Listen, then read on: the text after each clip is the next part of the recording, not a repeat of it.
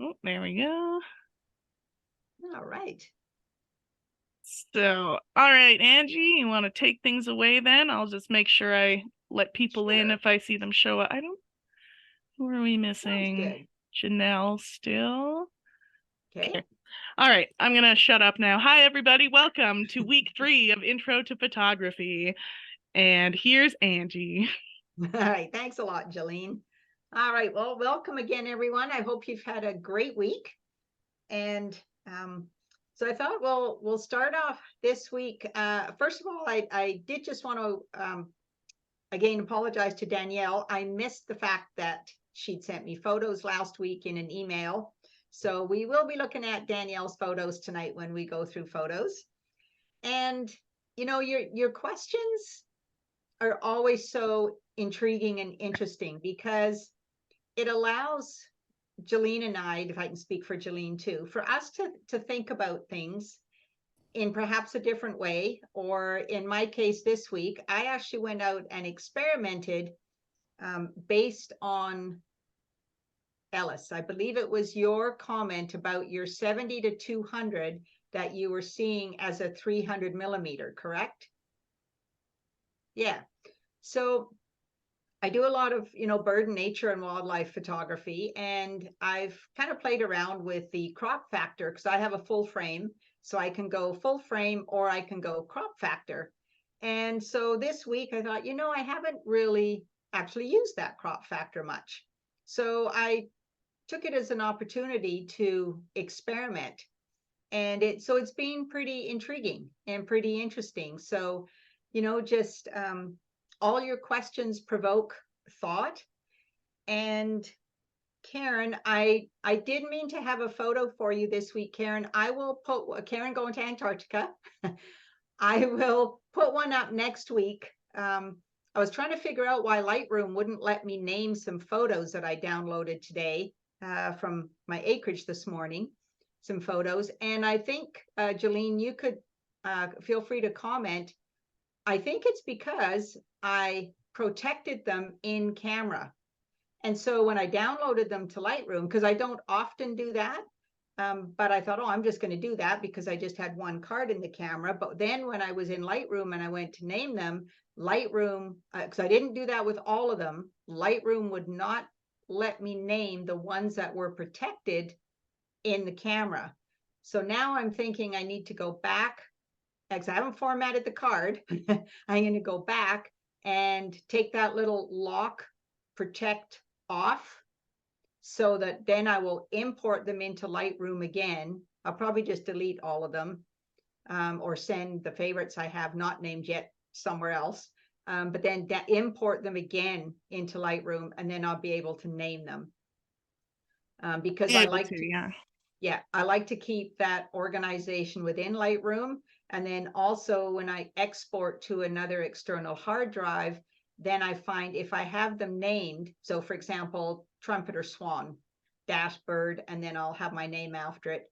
If I'm looking for it in an external hard drive and I don't have the same file structure, because I'm not quite as diligent as I am in Lightroom, then it will bring them up in alphabetical order. So then, but I've sort of gotten mixed up with that. In a way, I need to rethink this, because if I want all the birds together, then the better way to do it is bird dash trumpet or swan.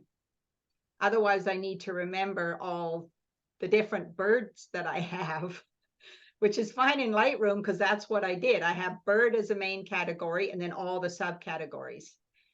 So I do have a little bit of reorganizing, I think, in my external drives and some backups that I want to do. But anyway, I just kind of got way off track there. But that was something I discovered with using the lock feature.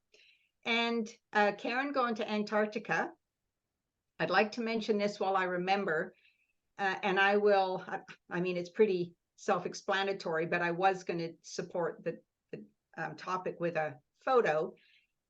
So I have not experienced using a plastic bag for your camera in hot, humid environments.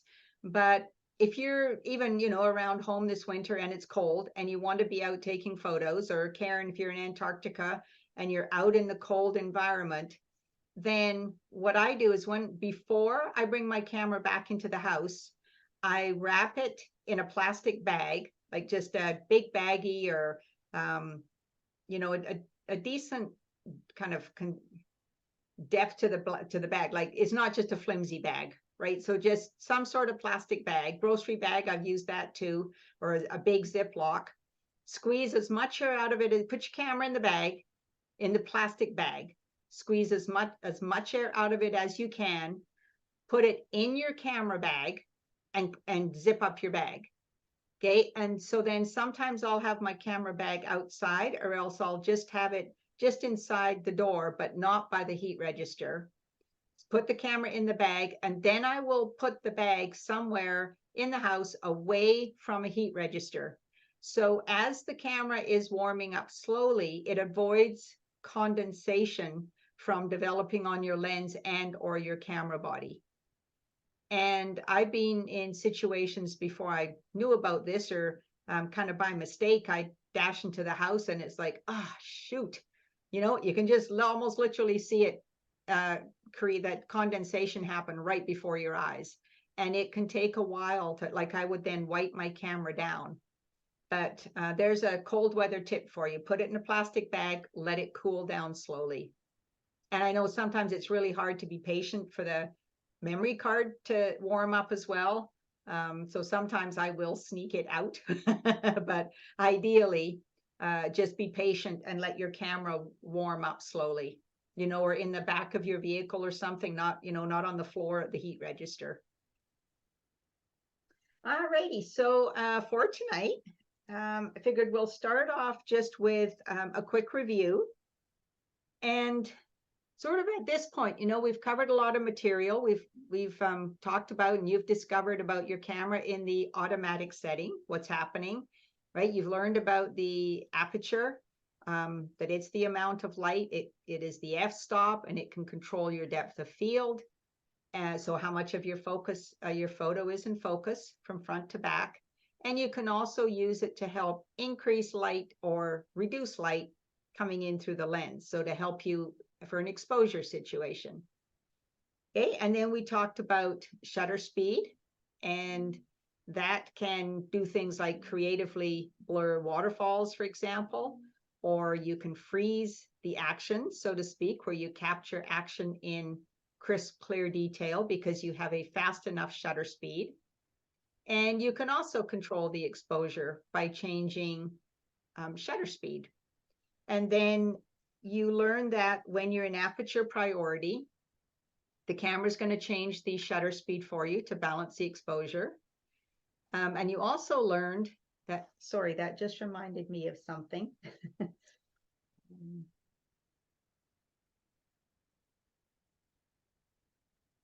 Okay, and you also learned that when you're in the shutter speed priority, that the aperture does not always react, doesn't have enough room to react as much as you may need, right? So for example, when you were in the lower light situations with your shutter speed at 1/500th of a second, I think most of you discovered you needed to go down to about 1/100th of a second to see the aperture change.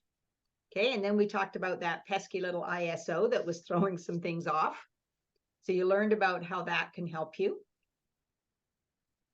And so at this point, I would like to just remind you that as you're learning these things, it doesn't mean that you necessarily want to master all of them or that they are all of utmost interest to you.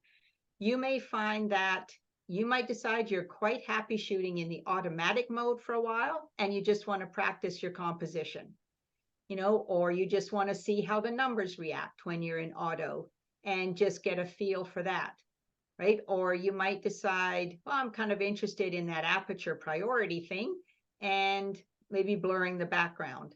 Or you kind of like the idea of, hey, I could blur water in a waterfall, right? So that's how I do that with a slower shutter speed.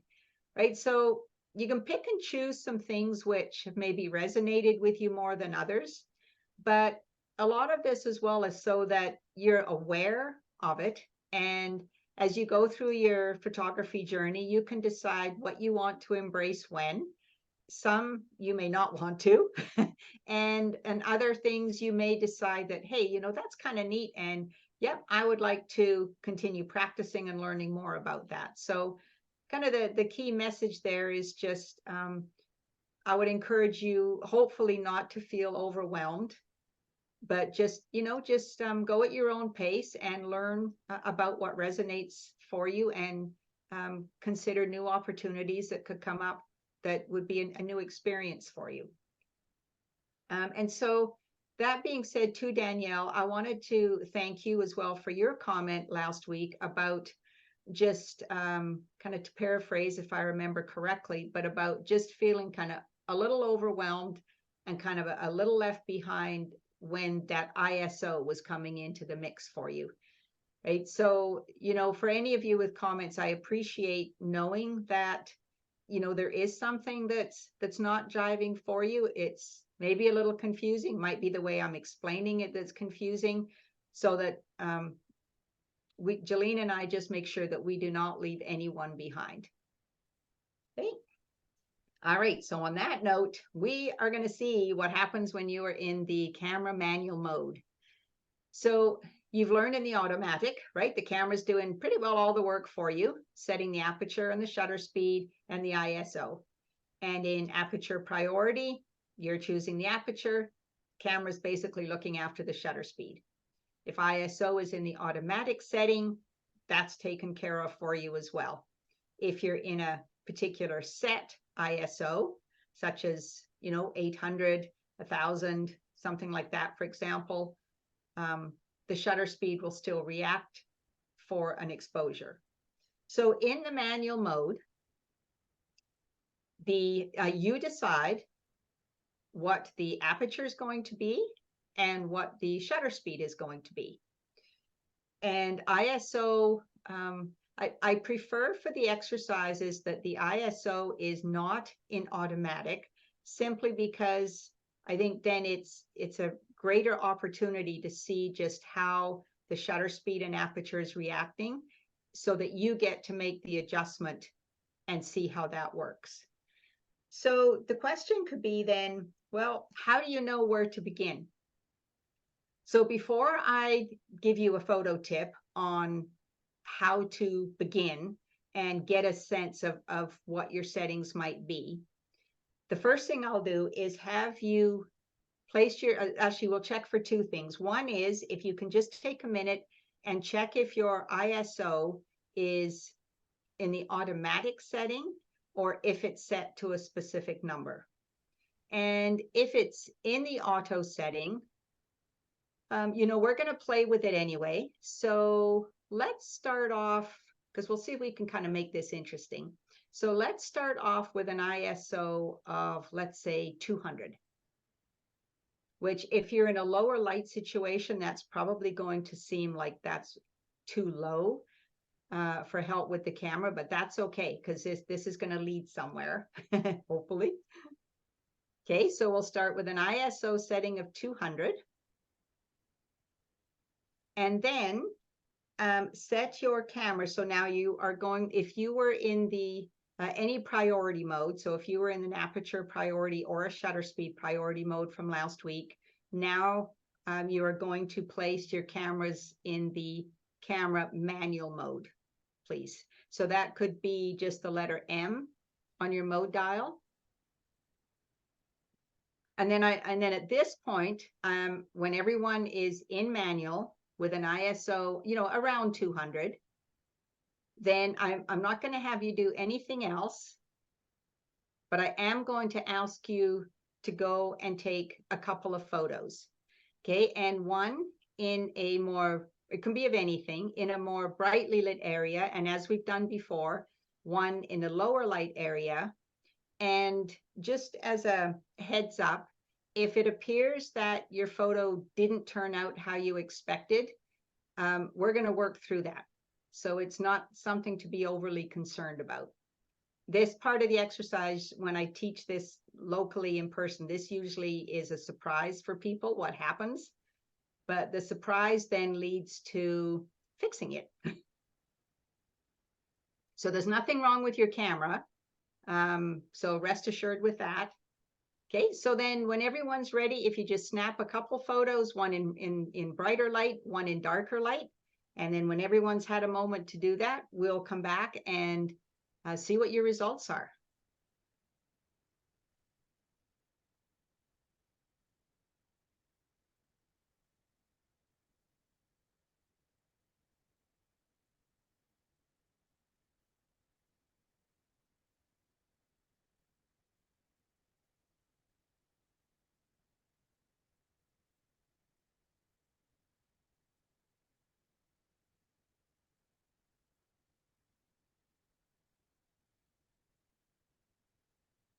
I too am going to run away for a hot second. I'll be right back. Sure, okay, Jolene. Remember where you left us.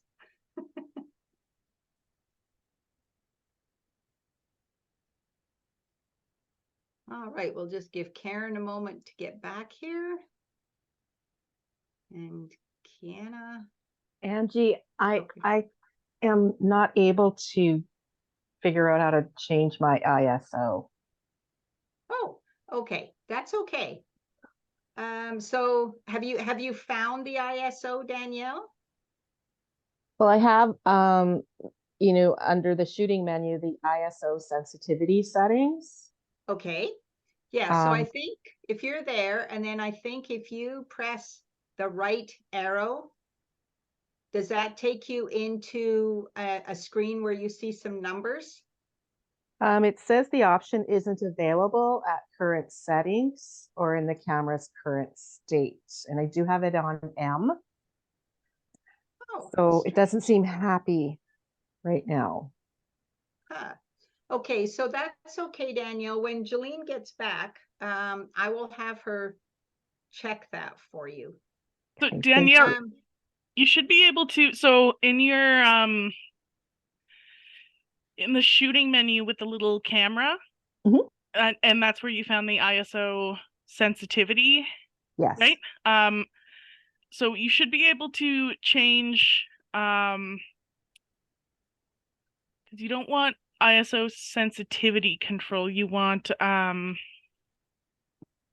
come on, what's it called? Oh, right, because the sensitivity set the maximum and minimum, right? Yeah, so Okay.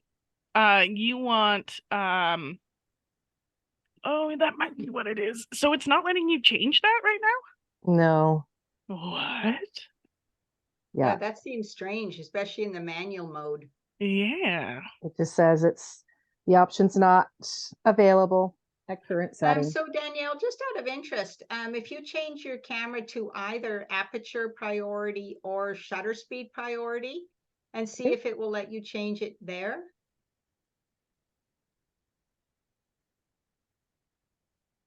Not in either of those. That's not appearing to make sense. Yeah, Agreed. Something's off. Okay, so my go-to would be to turn the camera off, pop the battery out for a second, and then pop it back in, try it again. Okay. If that doesn't help, we'll try something else. Okay, thank you.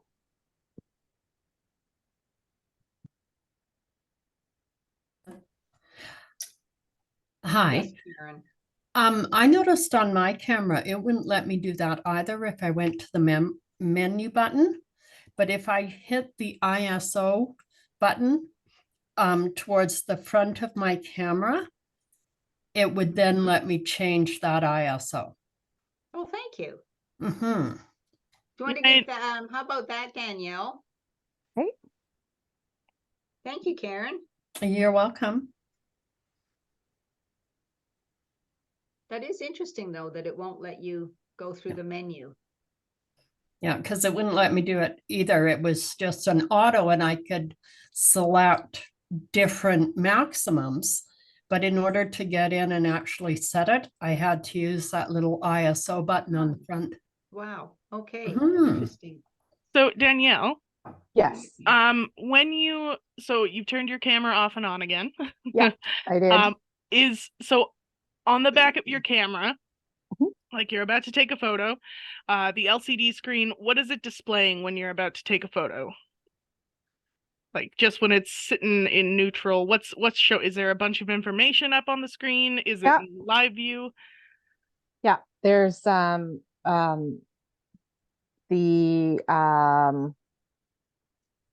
it shows I'm at 1/100 of a second, 5.6, and then my ISO is 6400.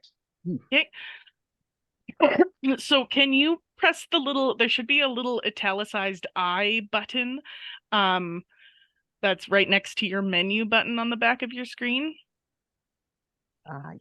Yes. And when you press that, you should be able to like use the little circular D-pad thing on the camera to move over to the ISO and hit the OK button or the center button. And does it let you change it there? Nope, it does not.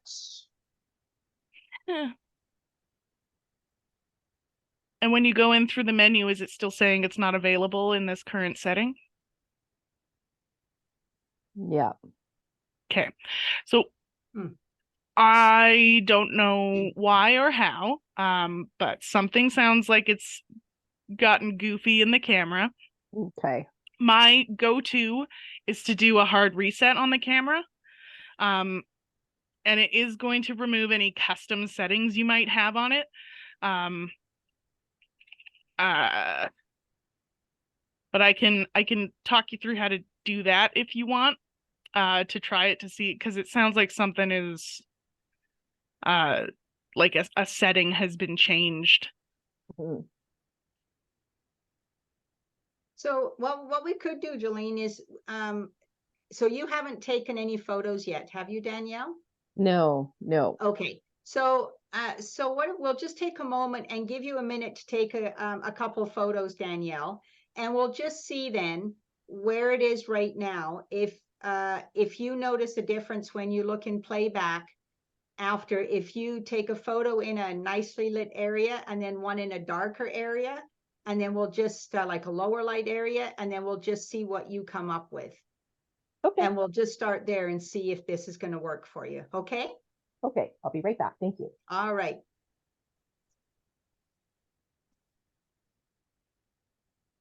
A fun reminder for everyone that these digital cameras are tiny computers, and like all computers, sometimes they just need a reset, or sometimes they do something stupid and you don't know why. And this is part of why I don't do a lot of custom settings on my camera, because I have a bad habit of going through my menu and going, what's that? Ooh, what does that do? And I'll turn something on, and then I'll come back to my camera and be like, oh, what the hell did I do? What's going on with my camera? And I'll reset it, and then I can just start shooting again. But just a nice reminder for everyone. They are tiny computers. Sometimes they do silly things, and they just need to be turned off and on again, or have the battery pulled, or, anyway. Sometimes I find all of a sudden mine will end up in that crop factor, and I have no idea how it got there, right? Or just, I wasn't aware of changing any settings on purpose or anything. That's what I mean. Like I'll just play around with my camera, and then I'll come back to it like, 2 days later and be like, what is going on? Why is everything purple all of a sudden? Or I changed the white balance for some reason. Made sense at the time, right? Or Yeah. it seemed fun at the time. Story of my life. All right, we'll just give Danielle a second. While we're giving Danielle a second, Karen L., are you there? I am. Yep. Okay. So Karen, would you like to share what happened for you when you took those couple of photos in the manual mode? My So how camera was didn't your like that at exposure? all. Right. I'm sorry. I didn't mean to interrupt you. What did you say? My camera didn't like that at all. Okay. And Okay. so you ended up with photos that were too dark, too bright. Well, no photo at all. It just shows me a screen of yellow. Oh, I'm not really sure why. well, that's interesting. Okay. you're not on camera, right? So you can't show us what that looked like. Okay, so what was the lighting like where you took the photo? Well, I did one in my kitchen, so in brighter light, and then Okay, just in my living room, which was a little bit darker. And they were both kind of similar. okay, so there's going to be another exercise we're going to work through. So we'll see if it changes that. So on a scale of 1 to 10 for your darkest photo, 10 being the darkest, thinking of underexposed and a dark photo, about on a scale of 1 to 10, what would you say it is? Well, I don't have a picture at all, so I can't really even say, like, it All didn't. right, so it's okay, so it's just the color. Yep. Okay, all right. Okay, we will see what we can do to problem solve that one as we go through here. All right, thank you, Karen. Kiana, how about you?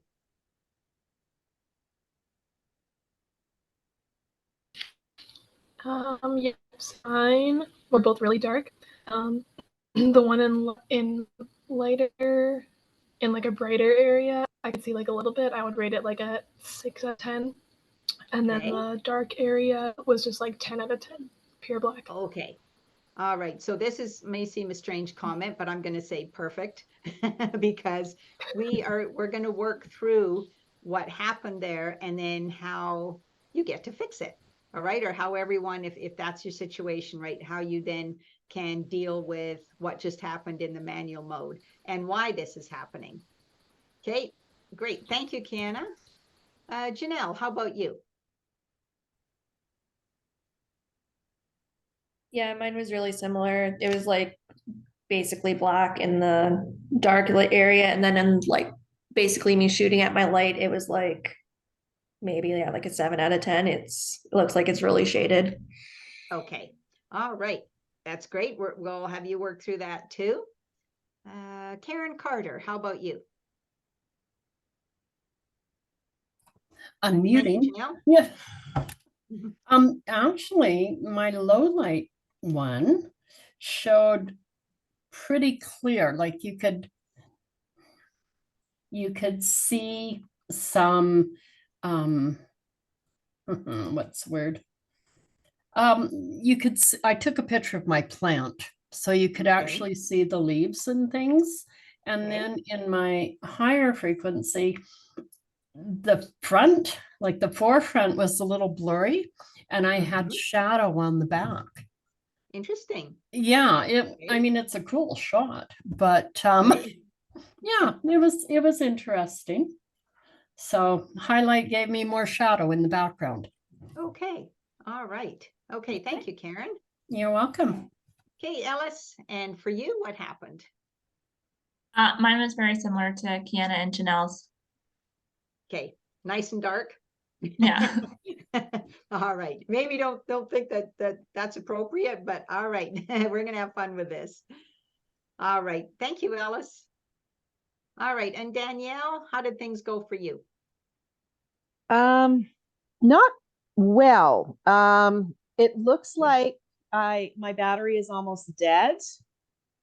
And and so I got a little message that popped up that said the shutter couldn't be clicked because of that. And then when I popped in my other battery, which was charging, it's not charged.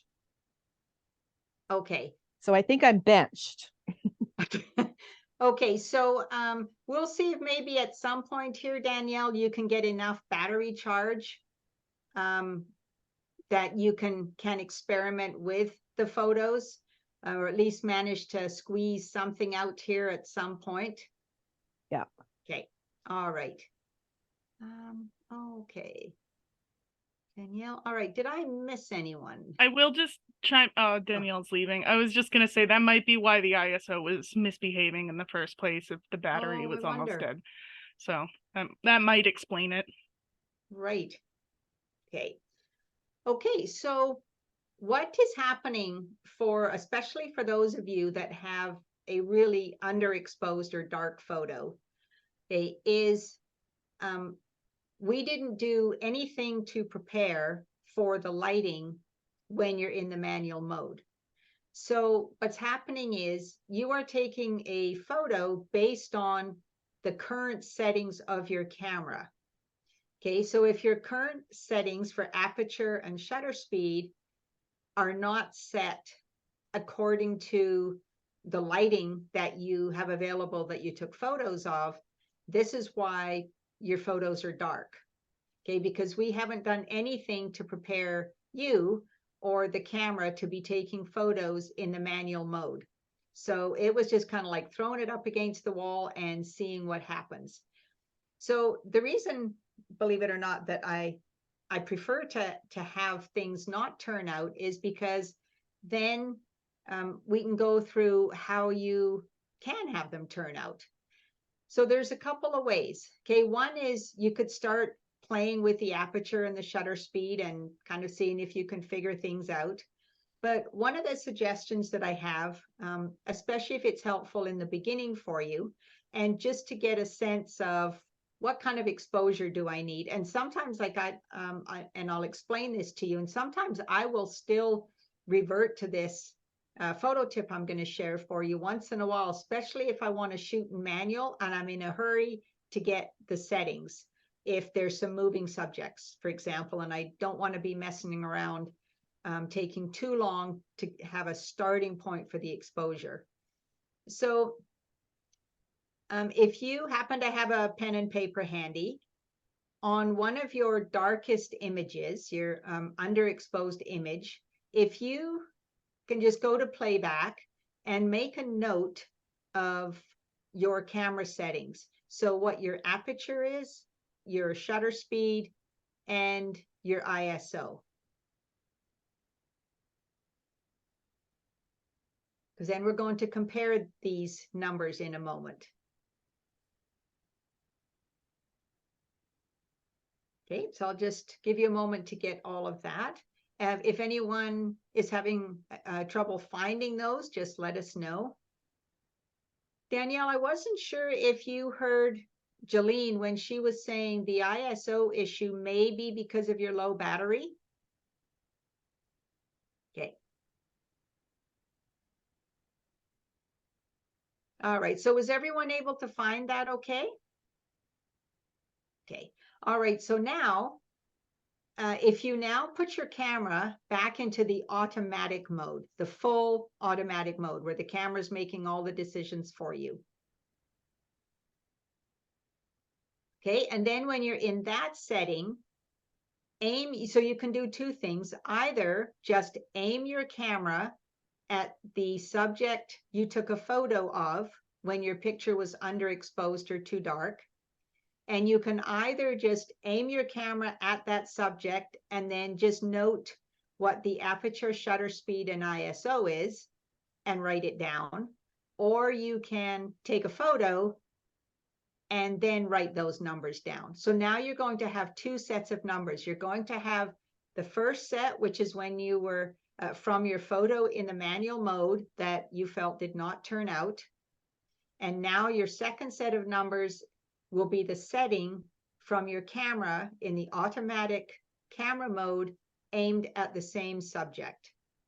So those will be your two sets of numbers. Okay, so I'm thinking then that those numbers for all of you are going to be different.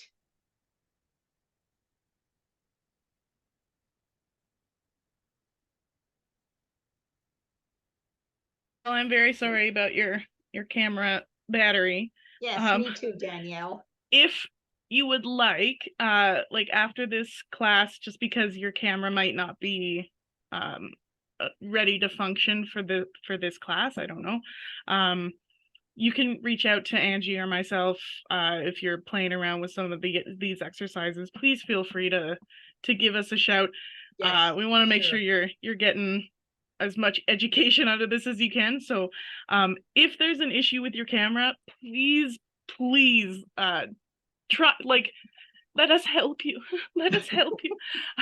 I want to get your camera sorted out. So if it was an issue with the camera and not just because of the dead battery, I want to help figure that out for you. So please let us know. right. And if it was the dead battery, then, you know, we want to make sure you have the opportunity to have some hands-on experience too with this. Okay. Thank you. I appreciate that very much. It is a new camera to me. It's gently used, but I've only had it a couple weeks, and Oh, wow. so the learning curve is steep, and I honestly thought that the battery charger was working, and it doesn't appear that it is, or at least for Oh, my no. backup battery. So more stuff to learn, but thank you. Yeah, and You're welcome. you have it's a D3500, correct? Yeah. Is that, yeah, okay. Yeah. Okay. Well, hopefully we can get you sorted with a charger that works soon. Yes. All right. So Work. so everyone now has two sets of numbers, correct? Okay. So were they quite different? Okay, I see, Canna, you're nodding your head. Okay, so actually, okay, let's go through this. So Ellis, what were your sets? So if you give me your first photo, and then after you were in then to the automatic mode, how did your numbers change? In manual mode, the ISO, we did the 200, aperture was 3.5, and then shutter speed was 250. And then auto, the ISO changed to 5600, the aperture stayed at 3.5, and the shutter speed 1/60th.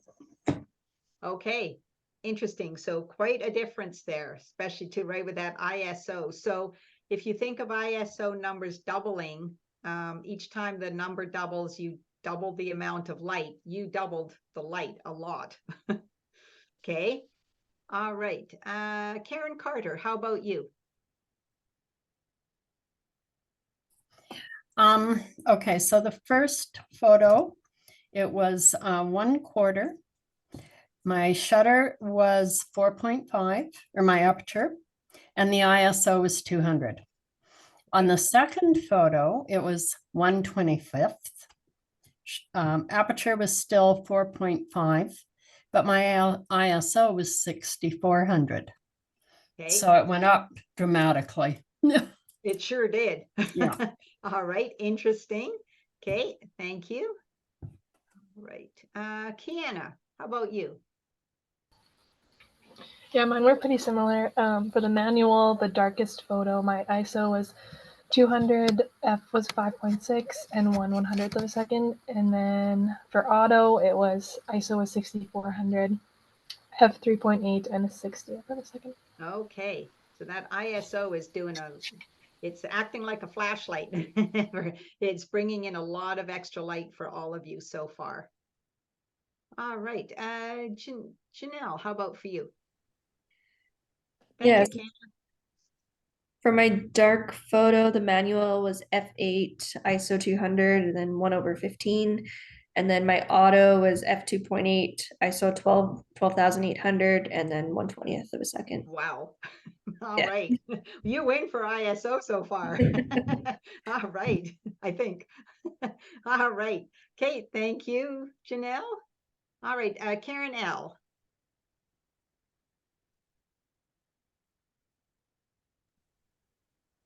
My second picture that I took, my shutter speed was 1/80. My f-stop was 4.5, and my ISO was 1600. Okay. Okay. And so it changed second photo to first photo to second photo changed for you then as well. Am I correct?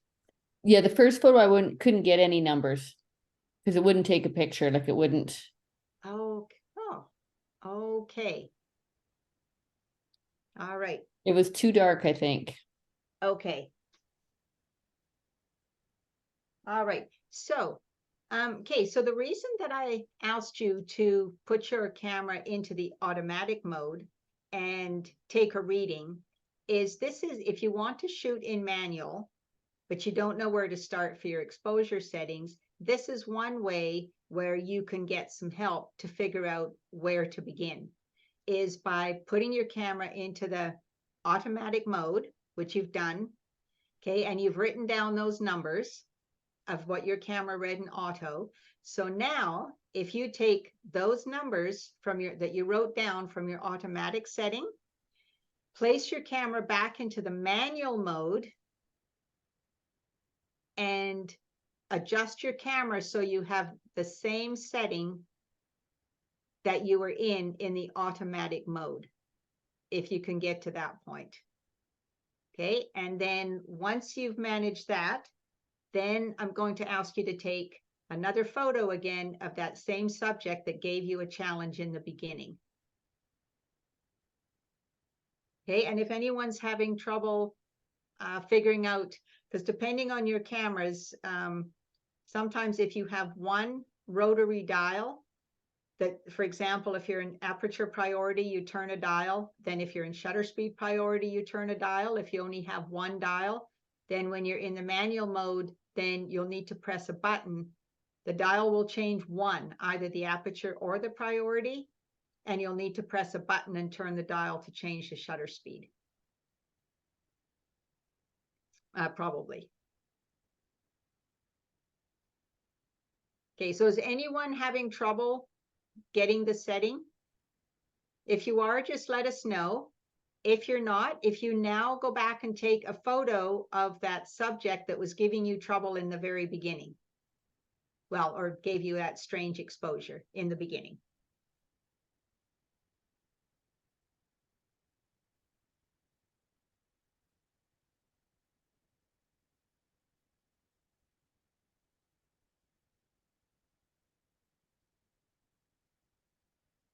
So Danielle, even though your camera is charging right now, or your battery is, so what I'm having everyone do, did that kind of make sense for you? That you can take the manual mode, use the automatic to help you, and then you would set your camera back in manual mode with that setting.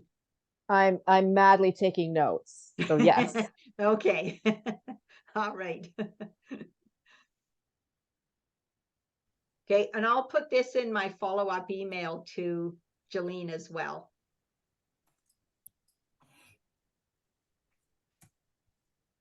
So Danielle, was it on the first class, was it you that was telling me that you had purchased my book?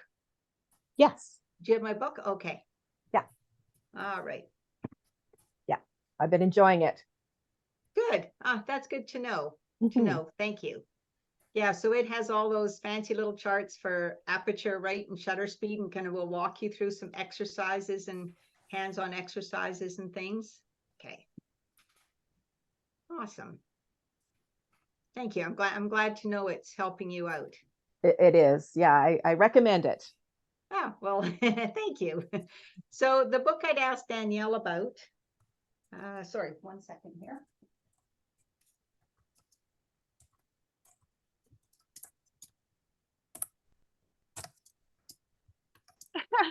I can't see myself. You guys There we both go. have it. Is Making Photography Easy and Fun. And I do have a page on my website that kind of gives an example of a couple pages and what it's like, but it goes through a lot of the basics. Like I have the aperture chart and things here, and I have shutter speed exercises.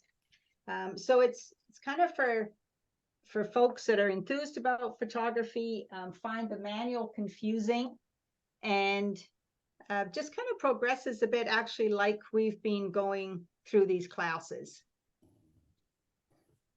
And then some composition and exposure tips. And I start each chapter with a little brief story. Usually it's a blooper. Mine or someone else's.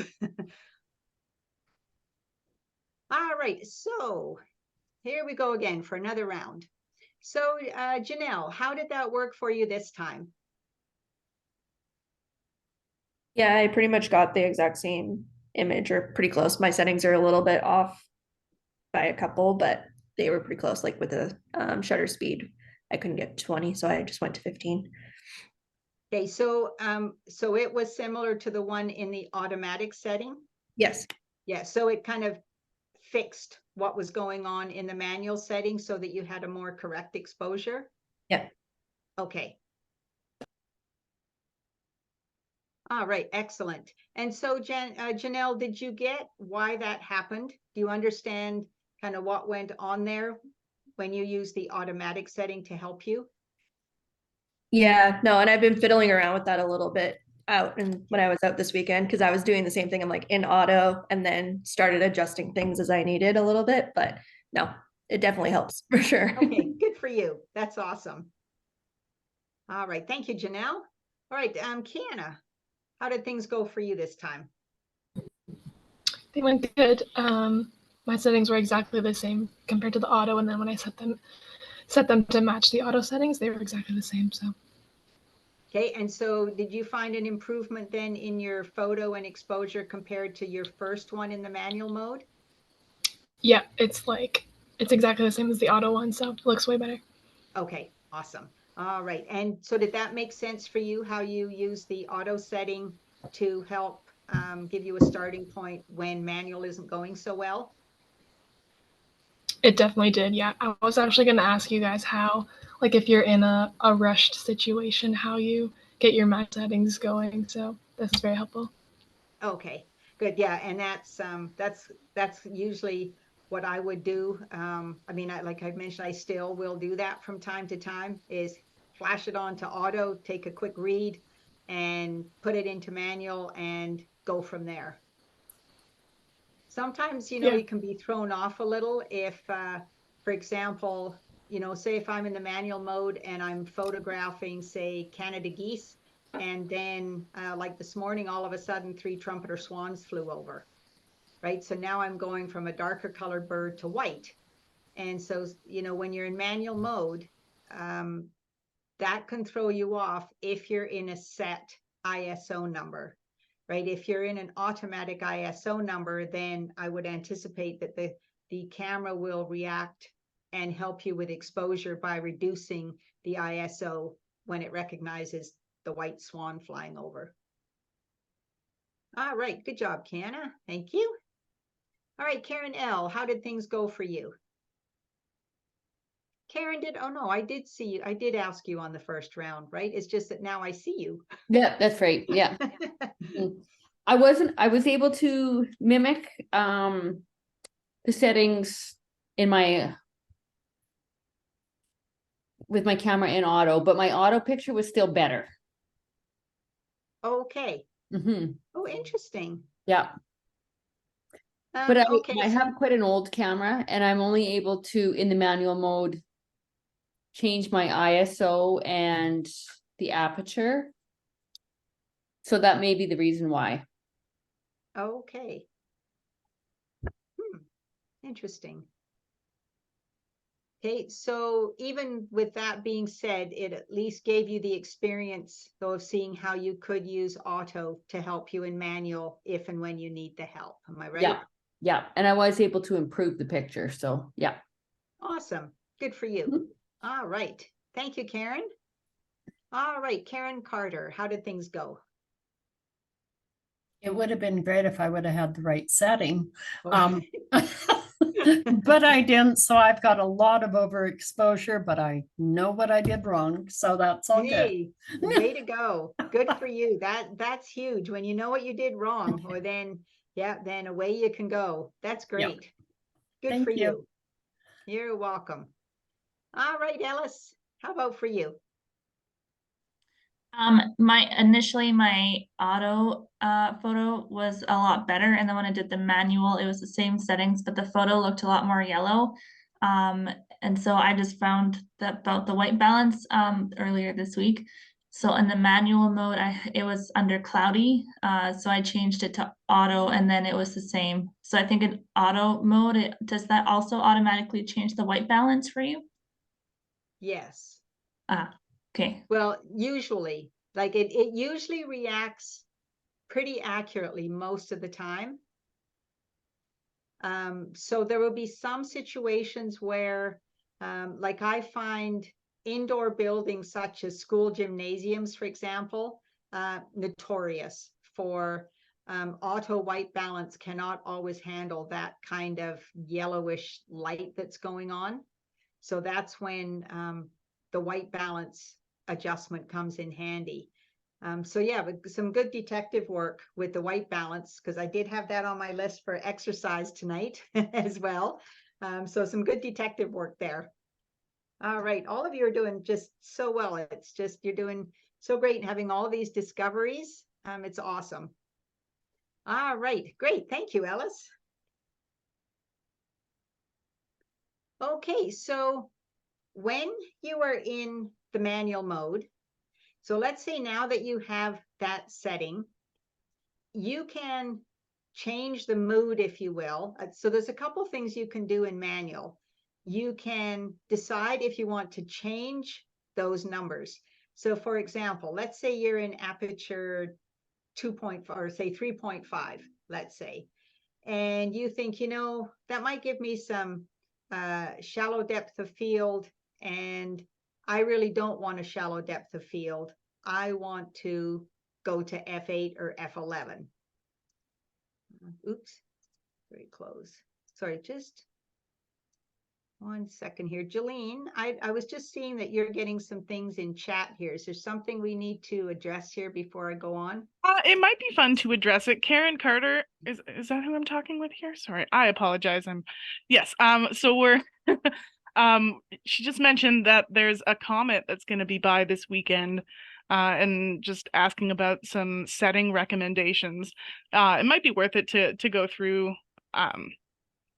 I was just giving some suggestions for settings and some gear you might want for shooting a comet, but Okay, not so we specific could, to your class. okay, so what we could do, because I did have this in my notes, is one of the exercises we can do here, because Jolene mentions to Karen that you'll probably want a tripod and some long exposure times. So one of the exercises that we'll get to here tonight is to see how slow a shutter speed, so how long an exposure time your camera can give you. We'll see how fast and how slow. Okay. 30-second.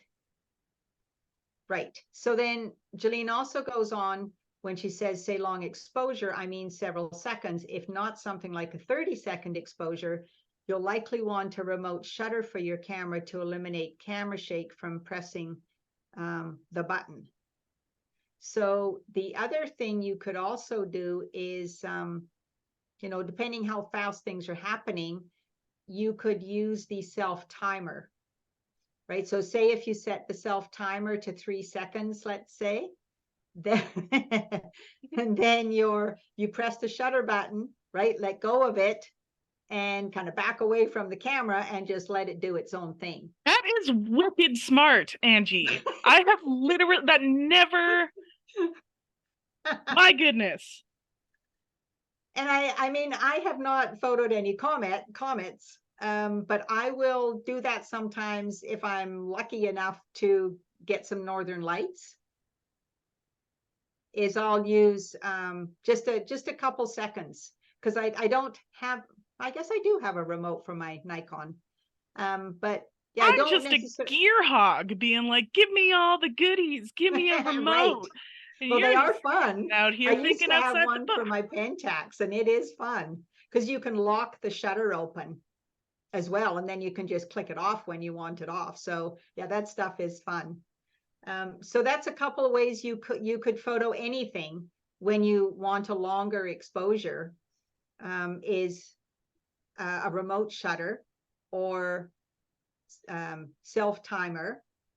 And like when I'm at the horse racing, I have a remote shutter for my own camera that I set on a tripod with my bigger lens. And then I have the smaller lens with the camera I take from work, because that's the one I use for the finish line.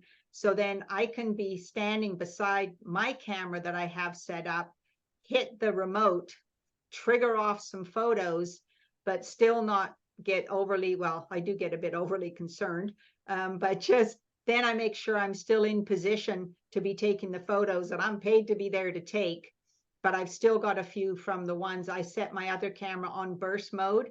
So then I just hear it going like, you know, as it's taking some photos, I know I've got something for the fun of it. And then I can, and I just keep it in my pocket, hit the button, and then get myself ready for what I'm supposed to be doing. So yeah, interesting question, Karen. Thanks for that and the ensuing conversation. All right, so you've gone through the experience of just random setting, a kind of an apparent random setting in the manual mode. Your photos did not, for the most part, turn out. So how can you fix that or begin? So you can go to the automatic setting and mimic those settings back in the manual mode for a starting place for shooting in manual. Okay, so the other thing that you can do in the manual mode is several things. One is you can change your aperture. So say, for example, you decided that you did not want to blur the background and have some creative effects. You wanted to go from, say, 3.5 to f11. Then you could change in manual mode. So before you do that, if this is something you'd like to do, I'll work you through this. There's two things that can happen. You could just change your aperture in the manual mode, say from f3.5 to f11. You could also say, hey, I want to shoot that waterfall and I want to blur the water. So if I'm at 1/500th of a second, I want to experiment with 1/60th of a second and see if I can blur the water. So if you change the aperture to a higher number, or in this example, the shutter speed to a slower number, if that's all you do, then you are going to have a wonky exposure. Because if you go from 3.5 to 11, you've reduced the light. So if you don't compensate by changing the shutter speed, all you are going to end up with a darker photo because you've reduced the light. Okay, so now if you say I want the waterfall and I'm going to go from 1/500th of a second to 1/60th, now you're letting in the light, whatever light's in your aperture, you're letting it in for a longer time. The camera's taking longer to take the photo. You are going to have an overexposed photo if all you've changed is the shutter speed, because you've increased the light, but you haven't counterbalanced that by adjusting the aperture. So if you want the exposure to remain the same, you need to change. If you're decided to change the aperture in the manual mode, you need to change the shutter speed as well. And if you change the shutter speed for the effect you want, you also then need to change the aperture to balance the exposure. So how do you know how to do that? So there's a photo technology or terminology that's called equivalent exposure. And I'm not going to overwhelm you with that too much this evening. Basically, what it is actually, I believe if I can get my hands on it, because it's in my online course I'm creating, I will see if I can figure out how to get that slide, because I didn't create them, and send it to you. So it will show you if you change this aperture and this shutter speed, you'll end up, let's say, with your correct exposure. And then the idea of equivalent exposure is if you change this and you change this, you'll still end up with an equivalent exposure. So what I explain in the beginning is it's really non-technical, but I call it count the clicks. So if you have your camera, so I'll walk you through this. Okay, so whatever your camera setting is, let's say you're going to change the aperture. Okay, so whatever your aperture is, you're going to go from that number to a higher number. So if you're at, say, 3.5, you're going to go to, let's say, f8. But before you go to f8, when you turn your little rotary dial, it kind of clicks. So just count as you go how many times you can feel it or hear your little round dial click. It's pretty subtle, okay, as you go to f8. Okay, and then just make a note of how many clicks that was. Okay, so does anyone have any questions about this part so far? You're just changing your aperture and you're counting the clicks to say f8. Okay, so is everyone made it there okay? Just unmute if you didn't. Okay, looks like everyone's good. Okay, so now you have reduced the light, okay, when you increase the number aperture. So because you reduce the light, you now need to increase how long it's taking your camera to take your photo. So whatever your shutter speed is now, because you had dialed in from the auto setting, so now you're going, so let's say, for example, it took you 5 clicks to go from f3.5 to f8 or wherever you ended up. Okay, we'll just say maybe 5 clicks. So now you want to slow down your shutter speed and bring in more light, 5 clicks. So if your shutter speed is, say, at 1/100th of a second, you want to slow it down to, say, like you're going in the direction of, say, if it was at 1/100th, you're going like a 90th of a second, a 60th of a second, smaller number for your shutter speed. Then dial in 5 clicks slower. Okay, so it's kind of like you've gone up 5 clicks, so you go down 5 clicks. And depending on the graduations of shutter speed and aperture, it may not be 100%, but I would anticipate that you will be close. And now, if you were to go and take a photo of the same subjects that worked for you after you dialed in the automatic settings, now that you have done this, I would anticipate that you will end up with either really close or close to the same exposure. Okay, so did that kind of make sense for everyone, or clear as mud?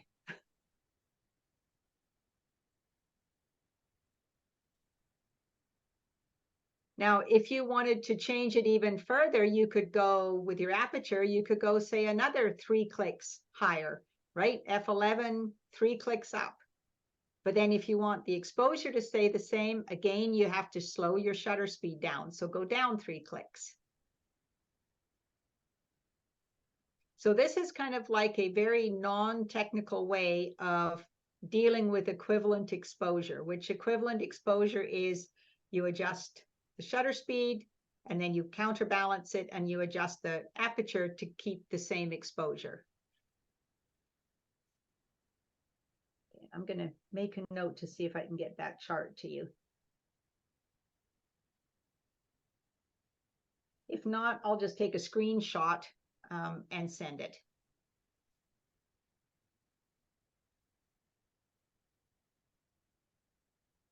All right, so how did anyone have problems with that, or how did that work out for everyone? Just feel free, if you would like, to just unmute yourself and or share your comments in chat.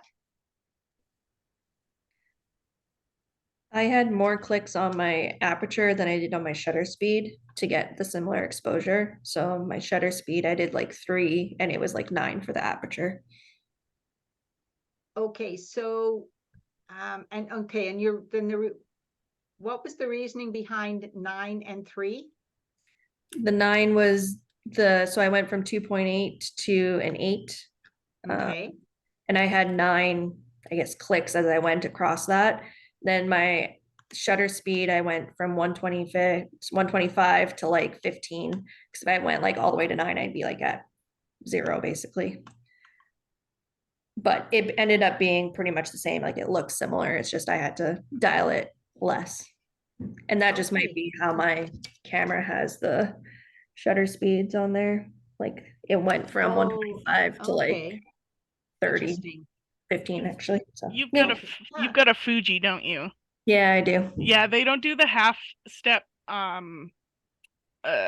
shutter speeds the same way that a lot of cameras do, like modern cameras. You can do them, it just doesn't show on the dial. And you have to do it some special menu way. So thanks, Fuji. Good to know. Thanks, Jolene. All right, interesting, Janelle. Thank you. Ellis, how did that go for you? It balanced out pretty well with the like 3 clicks one way, 3 clicks the other way, and then it balanced with the lighting. Okay, cool, awesome. Thank you. Karen Carter, did that go okay for you? It went fine. And awesome. and it was very much equal as far as Okay. clicks went. So that worked out really well. Okay, great. All Awesome. right. Good job. Thank you. You're welcome. All right. Kiana, how did that go for you? It went good. It was exactly the same as Karen Carter's. It was the same numbers both ways. So I had 7 and 7. Okay, right on. All right, good job. Okay, thank you. Karen L., how did that go for you? Yeah, it was good. I like that. Okay, good. Yep. Awesome. Okay, so now we'll continue with that.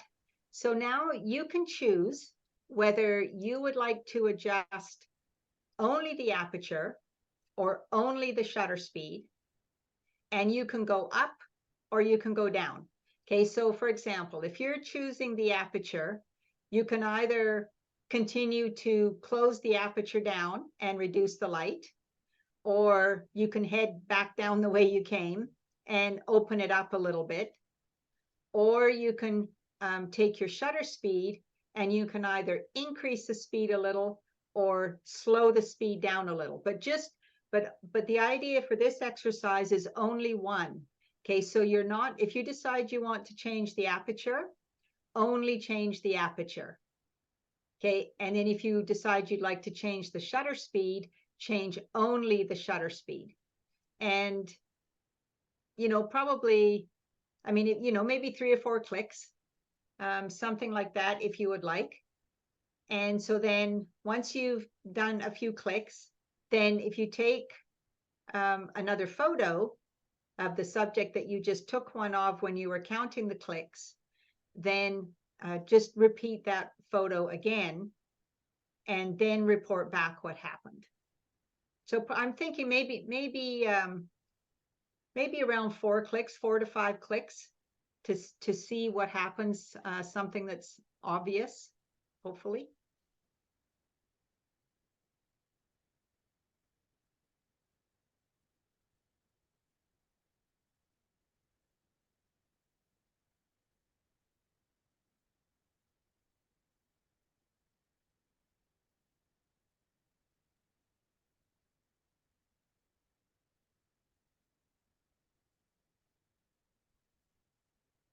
My cat is howling outside of the office. Oh. He's so sad to be locked out. Aw, well, we don't mind if we see him. Good. He's not allowed in here. Oh, he's not allowed in there? Okay. This is the instrument room, and he has a bad Oh. habit of scratching. So he could get into trouble in there. Yeah, he's not allowed in here because he scratches and his sister likes to pee on things, so. Oh, yeah, I can see why they're not allowed in there. Private adult room. Yeah, This is exactly. for the adults that know how to behave. That's right. The adults who know what a toilet is. Right. Yes, and don't scratch instruments. Yeah. Yeah, cats are quite the characters, hey? These two. They're monsters. Want to rule the roost. All righty. Okay, Janelle, how did things go for you this time? Yeah, it was good. I adjusted so my aperture up. So I went to, what was it? 613, f13, and my picture got a little bit darker Okay, than what it perfect. was before.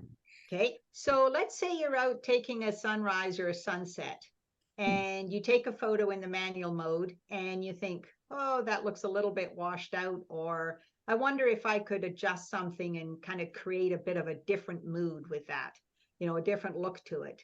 So that's one way that you can be in the manual mode and adjust one aspect. So by you saying that this photo turned out a little darker, then, for example, you could darken the look to a sunrise or sunset and give it a different look, right? So this is one way that you can also use both your settings creatively, exposure-wise, by adjusting just one factor or the other. Okay, all right, nicely done. All right, Ellis, how about for you? I did the same as Janelle, where I just went from aperture 3.5 3.5, and then I went to 6.3 and it made the photo darker as well. Okay, awesome. All right, and I'm anticipate for sure that you know why that happened, right? All right. All right. Nice work. All right, Karen L., how did this go?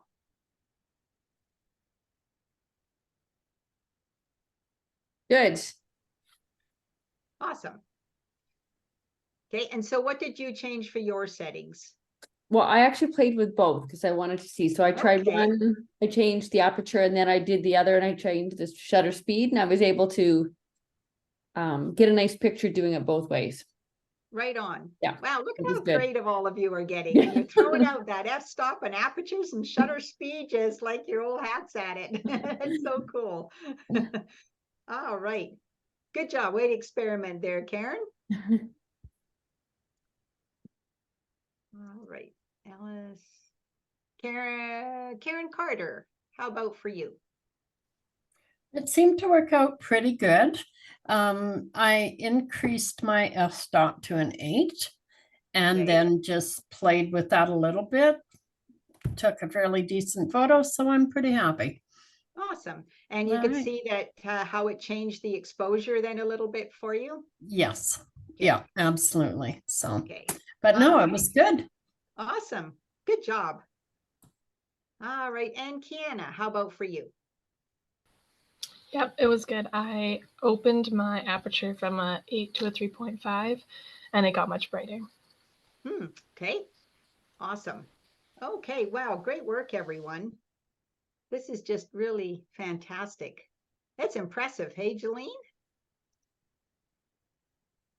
She's still Everyone's there. She is using all there. of the, oh yeah. Of course I'm here. I'm really impressed with everybody playing around with the balance of them. Like Janelle, too. your camera not responding the same way that we were expecting it to, and then you just kind of rolled with it instead of being like something was wrong. You figured it out, so yeah, good on all of you. This is great. Absolutely. Getting all these super detectives here and photographers just galore. It's just, this is really great how everyone's doing. It's like, it's wonderful. And just, I'm really proud of all of you. It's fantastic, but I hope you're proud of yourselves too, because you're really covering some ground here and making great strides. And just, just to hear all of you speak now with such confidence is just really fun. So I hope it's fun for you too. And, and there'll be times where maybe it doesn't feel like you're quite that confident. I'll still hit some speed bumps or, feels like it's stepping in a pothole or something. But, good on you, like for all of you. It's really impressive. All righty. So actually, before we leave the manual, because I'm going to have, for time, oh, we're good. Have you do an experiment just to check your shutter speed. Let's do that first. So one thing that's good to know is, okay, I think you've done an exercise where you know what your wide open or smallest number aperture is and the highest number you can go to, if I remember correctly. But we haven't done that specifically as such with your shutter speed. So it's always kind of a good thing to know what is the maximum and minimum that you can go to for shutter speed. So I'll just have you check that. Now you can either be in the manual mode or you can be in the shutter speed priority mode, whichever one you prefer. And it's going to be a case of just dialing in a shutter speed. We'll go up first. So if all of you can dial in your shutter speed as high a number as you can get until your camera won't let you dial in a higher number, and then we'll just see where you end up. And then just feel free to unmute yourself and shout out some numbers or put it in chat, whichever you prefer.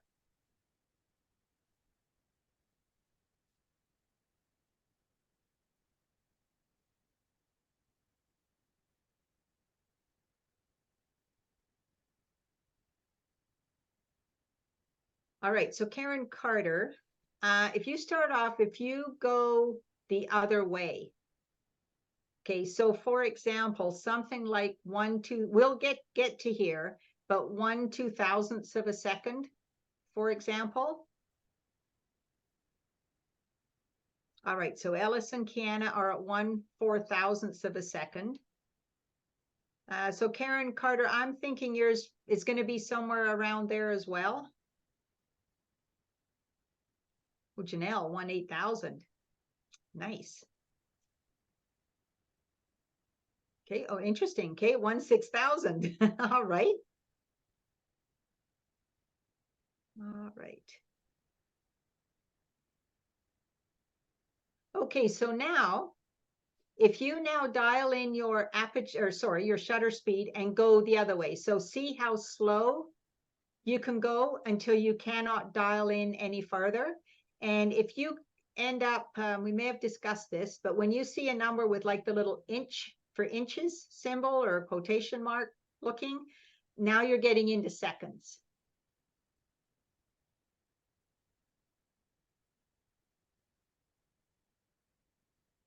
So when we were talking about, say we're talking about like night star trails or possibly northern lights, then it's nice to know how slow your camera can go. All right, so Kiana says 30 seconds. Ellis, all right. I would say 4 inches, 4 seconds or bulb. Okay, we'll get into bulb here in a second. We'll discuss that. So Ellis, does your camera stop at 4 seconds and then goes to bulb, or gives you the option for bulb, or can you go to 30 seconds before you get to bulb? I don't know. It goes like 1/30th, 1/15th, a quarter, 1 inch, 2 or 1, 2, 4 bulb, and then it goes to time. Okay. So Kiana also has bulb. So Janelle, that's interesting too. 1 second, but you did take a picture with 3 seconds earlier.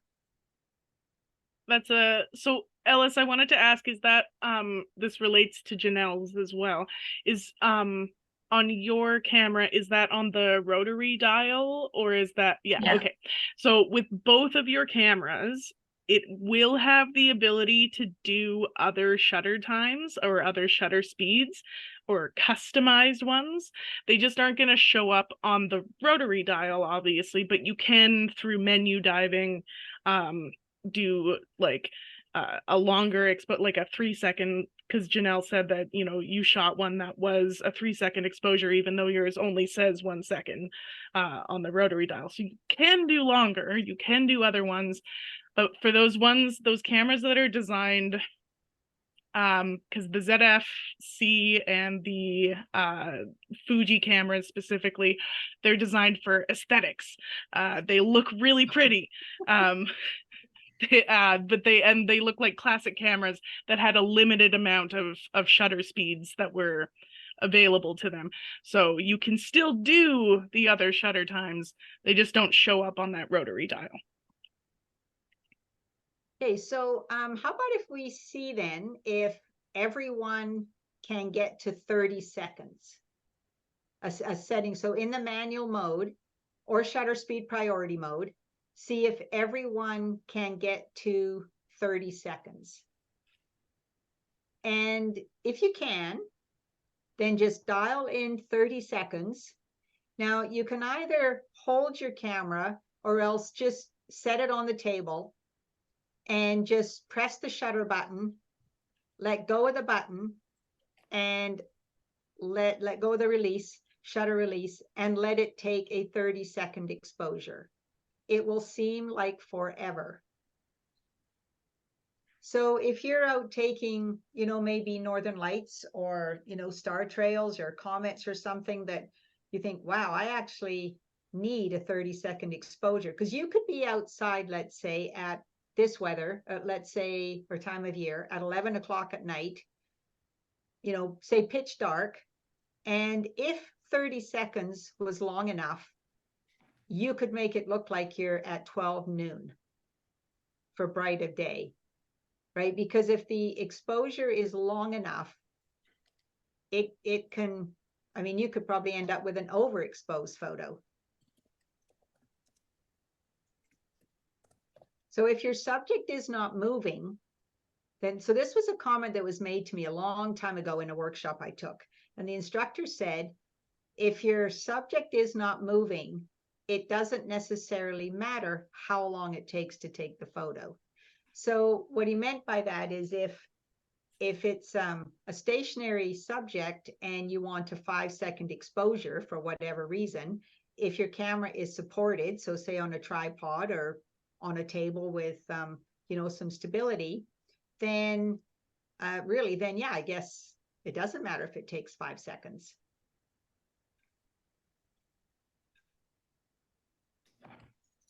And if, you know, if you haven't taken a photo yet and 30 seconds just seems too ridiculous, you know, feel free to dial in like 10 seconds or something. But it's just so you can kind of get a sense of how long that actually is while you're waiting for the camera to take a photo, because you can end up with thinking, my gosh, is the camera actually taking a photo here? Because it just seems to go on forever.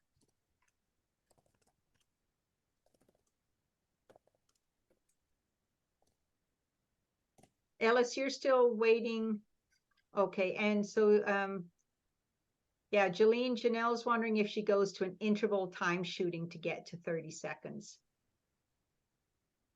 You're on mute, or I can't hear you, Jolene. Sorry, I was muted. There you go.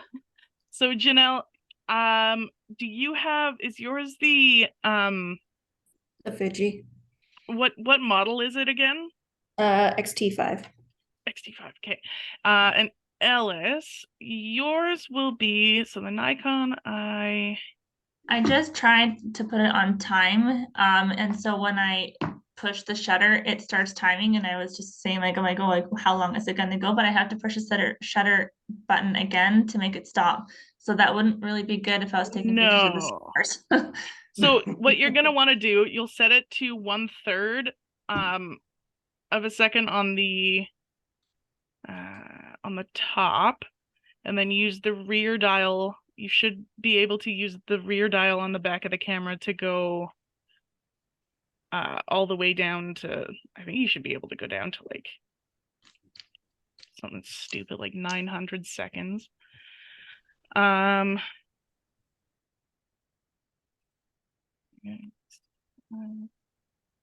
and for those of you that mentioned that you have the bulb setting, so with some cameras you can dial into 30 seconds and it seems like that's as far as you can go.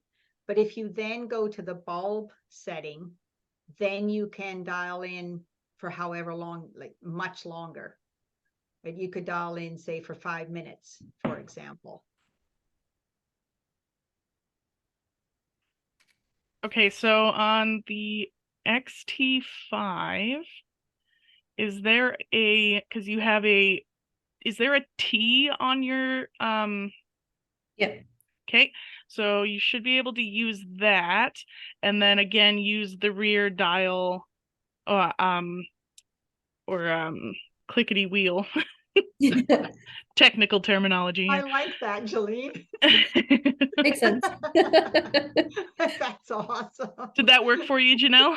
Or let me know if that works. Ellis, are you having any success with yours?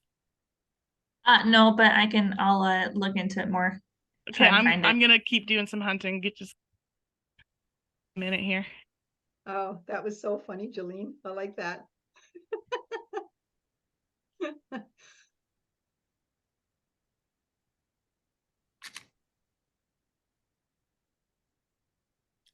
So, you know, it may not be often. Well, it depends what kind of photography you like to do or thinking that you'd be interested to do. You know, you may find that these slower shutter speeds are not something that you use very often, but you definitely have them at your disposal. So there's in lesson 4, I'm going to show you a couple of photos just from some creative stuff I was experimenting with. And so I was wanting a slower shutter speed. So one thing, when you want to experiment and play with different subject matter and you want a slower shutter speed, right, is just it's useful knowing that you can go to these, 3 seconds or 10 seconds or 30 seconds if you want, and even slower.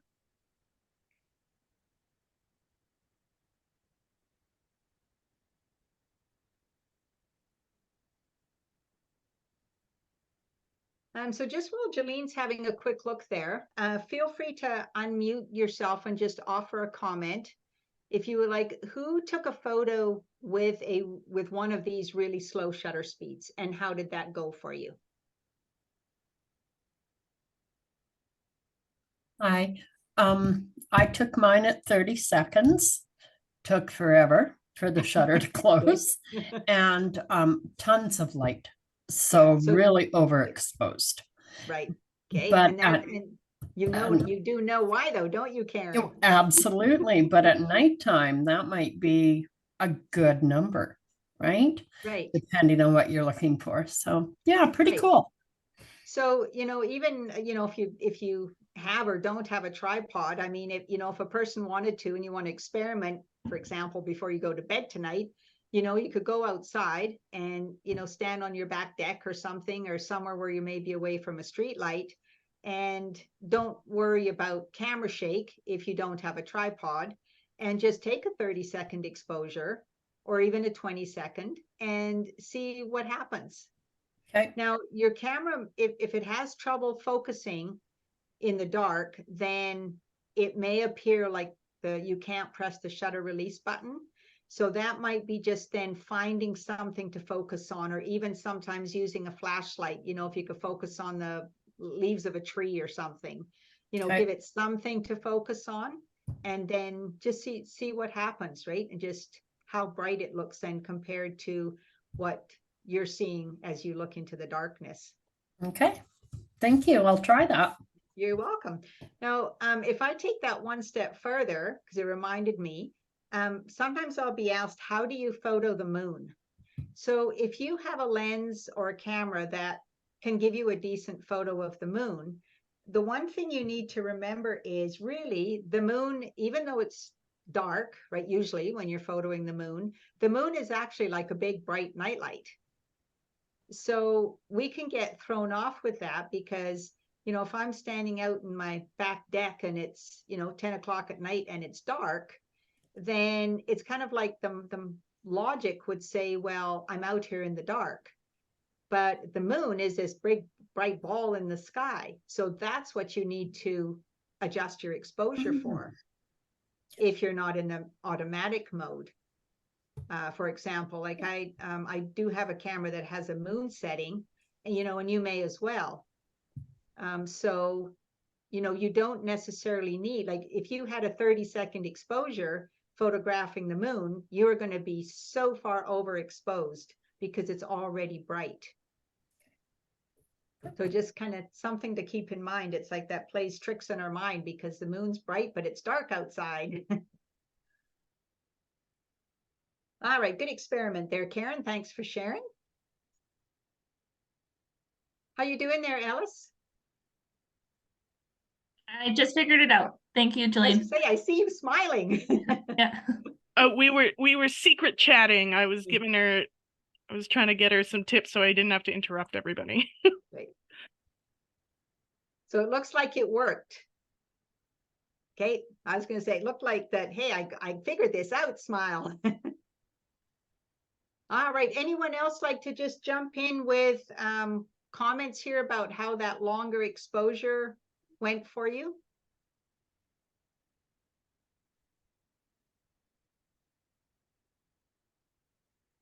All righty, so if we're all good with that, okay, so you've discovered that in the manual mode, you can use the automatic setting to help you get started in the manual mode when you're not sure where to start with your settings. And then you've also experimented with changing just the aperture or just the shutter speed in the manual mode and how you can affect the look of the photo for exposure and lighting. And you've also discovered how fast a shutter speed your camera will go, your equipment will go, such as 4,000, 6,000, and 8,000 of a second, and how slow you can go, So commonly that 30 seconds.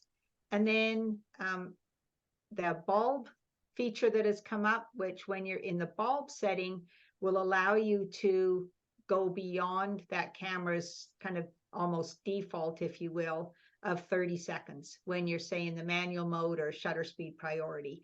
When you're in bulb, you can go, well, probably almost indefinitely, as long as the shutter button's open and you've got camera battery.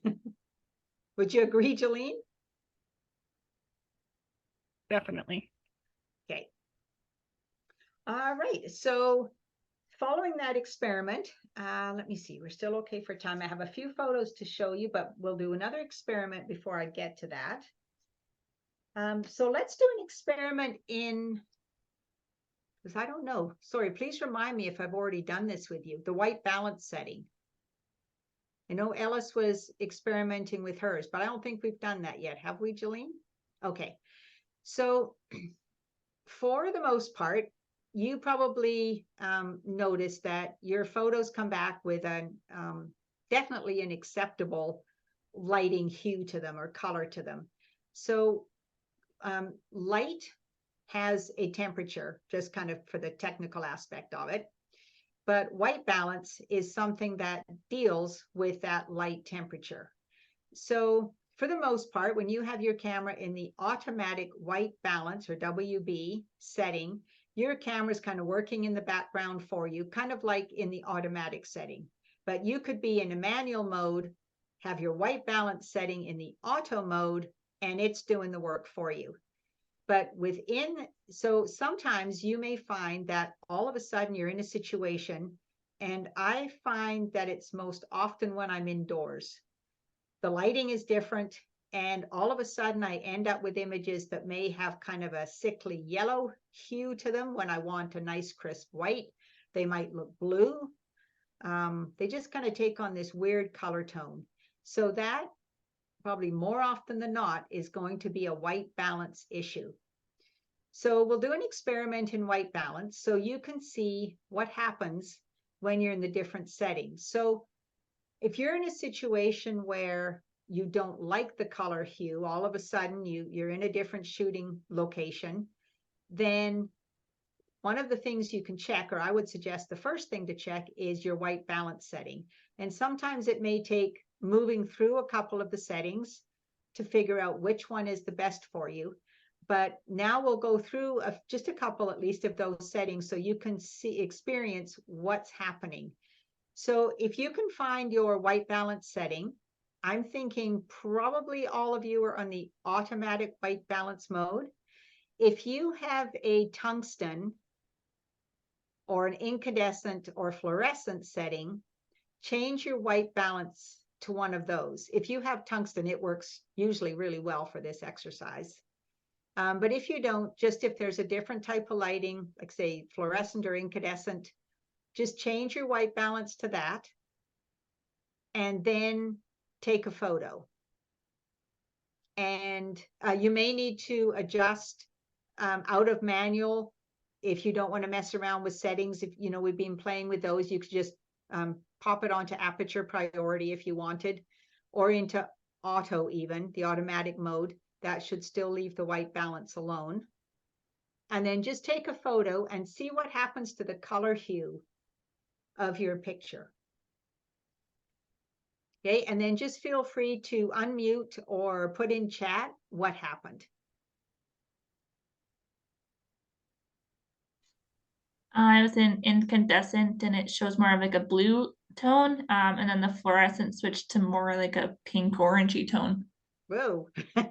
Okay, awesome. I did incandescent as well, and mine looked a little bit more yellow. Okay, great. Okay. And then just when you're done, just remember to change it back. Or like if you're in a situation where you've gone somewhere and you're in a photo shoot and you've say changed it to incandescent, then just do your best to remember then if you want to change it back to auto white balance, because otherwise, say if you go outside the next day, now you're going to have the reverse situation. Right now you won't have you'll have the strange color hues because say you've gone from an indoor incandescent to outside.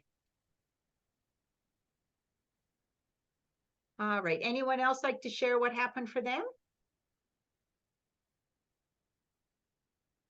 Karen, did you, Carter, did you get yours figured out okay?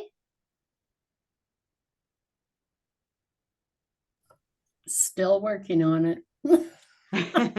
Okay, so did you find your white balance setting? You know, I did not. I had seen it earlier in my menu, but I can't find it now. Karen, Do I you believe, have a button on the back? Or sorry, go ahead, Jolene. oh, I was just gonna say, I believe there should be a button. I think it's the top of your the little circular D-pad on the back of your camera. Okay. I think it should say WB, Yeah. and that will be your white balance quick menu. Well, aren't you smart? She sure is. And also, I think in your menu, Karen, in my camera, it's in the shooting menu, the one with the little camera. Right? But I also have, yeah, I have the quick button on the back as well. But yeah, that's where you, if you want to look as well after in the shooting menu, the little camera menu, I'm thinking hopefully you'll find it in there. All right. That sounds good. Okay, and then were you able to change it? Not yet, All right. but I'll get there. Just give Sure, me first things first, right? Yeah, exactly. So the WB doesn't really do much. It shows me grid display, touch shutter, continuous AF method, and live view. Shoot. It's not funny. I might have to actually pull out my manual. So Jill, Karen, do you have a little on the top of your camera, do you have like a little screen as well? Or just on the back? Yeah, no, I've got one on the top. Okay, so when I press my WB button on the back, Right. and I look at that screen on top, I see a WB with an A beside it. Do you see that when you look on the top of your camera body? So if you press the WB button on your camera body and then look at that little screen on the top of your camera body. No, don't see it. Weird. Yours is a Canon, is it a T3?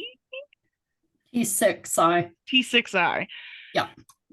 So when you hit the WB button, like when you're just not in the menu, nothing selected, like just about to take a photo, camera's in its neutral pose, and you hit that WB button, what comes up on the back of the screen? Nothing. Nothing? Nothing. Like on the LCD screen?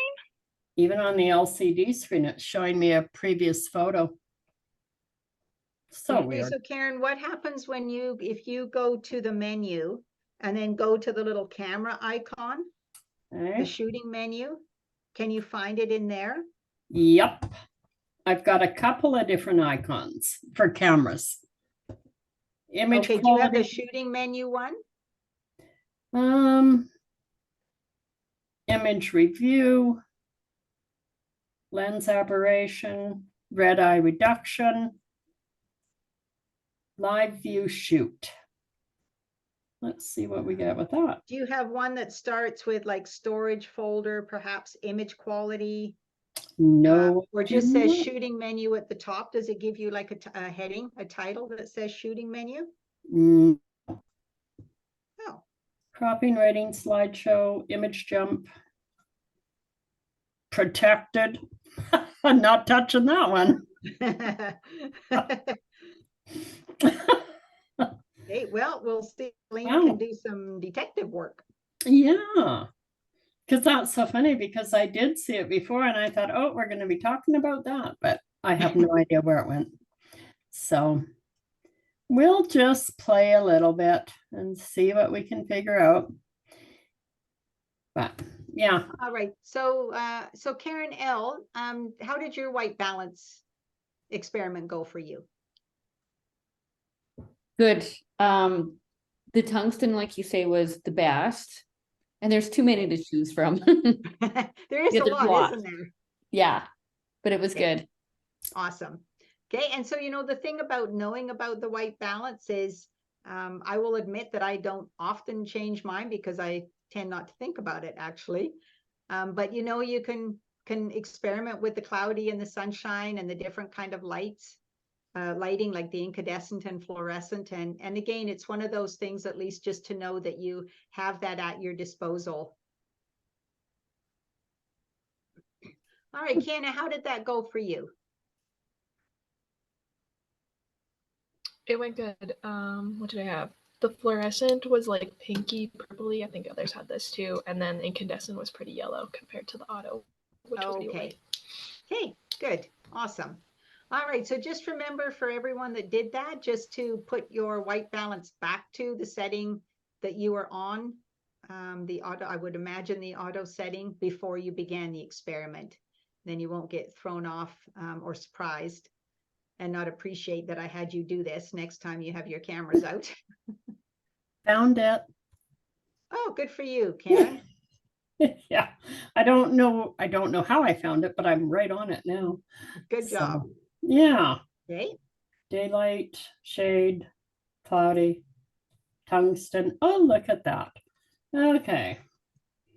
Perfect. Okay, awesome. So just know that, again, those are at your disposal if and when you need them or want to experiment with them. All right, so Jolene, how about, because we're kind of closing in on the time here, we'll just jump into a quick screen share. I'll see if I can get those photos to come up the first time. Well, I think the trick is double click the image, like bring the picture up on your screen and then hit screen share. I think that's what we learned last time. Okay, so how do I, okay, but you'll disappear though, won't you, if I do that? Why would we disappear? Or okay, because then am I going in kind of like behind the screen share? No, so just bring up the picture that you want to share with us, have it like open already, not just the file, because when you have it in the file folder on your screen, that seems to be all it wants to show. Okay, I think I've got you here. Well, we'll find out. All right. So now... Technology does what it wants. Oh, okay, Jolene. Hang on here. Okay. Now I got to find you again. Whoa.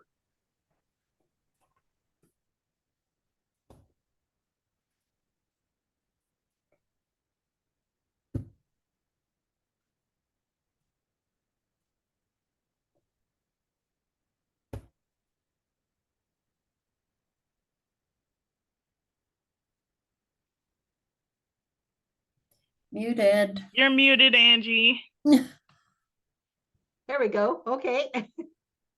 Okay, so oh wait, let's see. Did that work? So we see the folder with the images in it, but I don't see an enlarged. Okay, because I did. Okay. Oops, hang on. Let me try this again.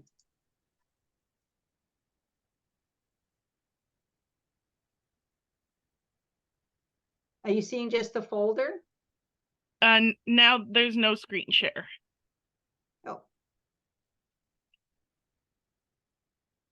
Hang on.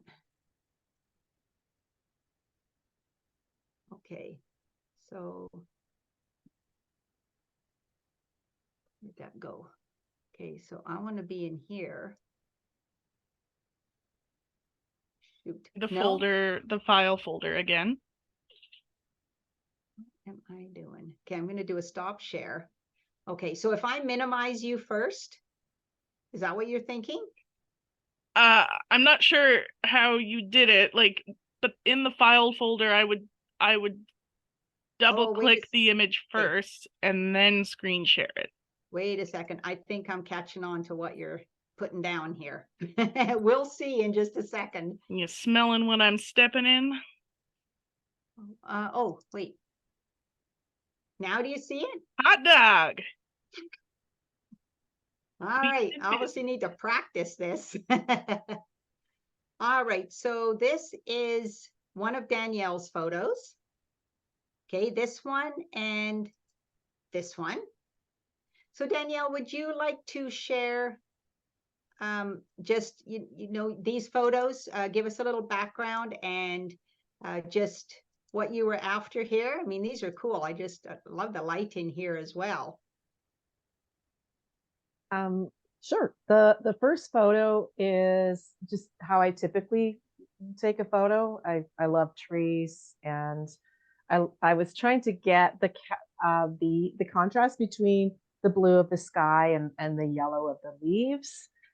But yeah, that's a pretty typical kind of. I don't really take pictures of people very much. More trees. And then the next one was there was some really interesting shadows coming in, and also the sun was coming into a little open area behind these trees, and it almost had like a haziness to it.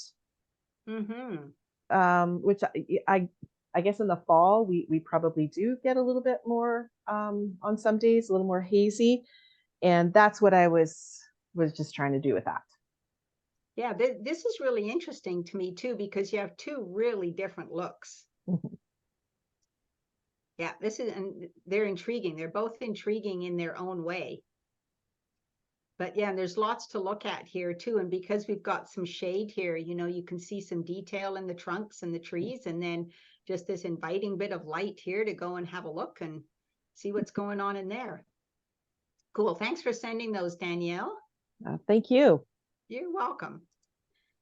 All right, so this one is just, you know, I mean, nothing really remarkable, but it just kind of shows that you can see here by focusing on this one, then it can blur post this way and post this way, right? Little bit of focus here. So this will have been with a low aperture, and this is a canola field in the background. And so you can see that there'd be a small number, wide open aperture, to blur the background. And if this were a busy background, then it would not distract from perhaps wanting to bring any kind of details out on the fence or more details. These next three are just looking at kind of the different lighting. So this is where you can see there's not much light shining on this deer at all. So you can see more detail because you don't have an overabundance of shadows and highlights. And this one, we have some side light, being the light coming from the west, that's so hitting the animal on there, the subject on the side, compared to our position to the subject. And you can see as well, now we've got a bit of light, how it changes the look of the photo right from here. I mean, this brings more life, I think, and a prettier photo if you want to look at the exposure and that soft sunset light. Okay, and then this one, we just have the light coming, still side light, but now it's coming from the right side, and a little bit actually still more here. So it's really not coming from the right side. It's my mistake. Kind of coming from almost over my shoulder, putting some light, and gain small number aperture. I'm using my bigger lens with the zoom, so that's also easier to blur the background. And sometimes it would be it would be different also. You want some of the environment perhaps that your subject is in, so then you may not always want to blur the background. You want to show some trees in detail and show the environment that your subject is in. Okay, so this was a silhouette. It's just kind of a random photo. There's nothing really compositionally dazzling about it. And I, wouldn't put this on Facebook or really anything, but I put it here because you can see it's a silhouette. So with the silhouette, if you expose for the bright sky up here as the sun is setting, then that will underexpose the subject. So in this case, that's how you can create a silhouette. is you expose for the bright sky, which underexposes the subject and gives you a silhouette. Okay, and these next two are just kind of same field, different elements. So this was literally the day before snow a few years ago, setting sun. So we've got some golden light, a little bit kind of that beautiful sort of bluish gray sky that I like the contrast of. And then the next day I went back and that's what the field looked like. So you can just see how you can take the same subject, change the composition a little if you want to, but just in different lighting situations and weather situations, bring a whole different look to your photo portfolio. Okay, this one I put in, this was with my very first digital camera, but this is the one where I'd mentioned, I think, that the digital noise after I was at ISO 800 got pretty wicked. So I am at a really high ISO here. And you can see like there's kind of greens and all this mottled color and everything. That is an extreme case of digital noise. So I just, I put that one in there just to show you an example of now, you know, cameras today have just improved so much with ISO. But again, we didn't actually go through it as an exercise. We could next week, or if you feel like it on your own, is just dial up your camera incrementally in your ISO. At some point, look at your pictures on your computer screen, just because you'll get a better idea than on your camera, which is also a good thing to do before you delete photos right on your camera, on your card. It's always good to look at them on a bigger screen because sometimes you'll change your mind on what you think is a keeper or what to delete. But just see what your camera's threshold is for your comfort level for digital noise or grainy looking pictures from a high ISO.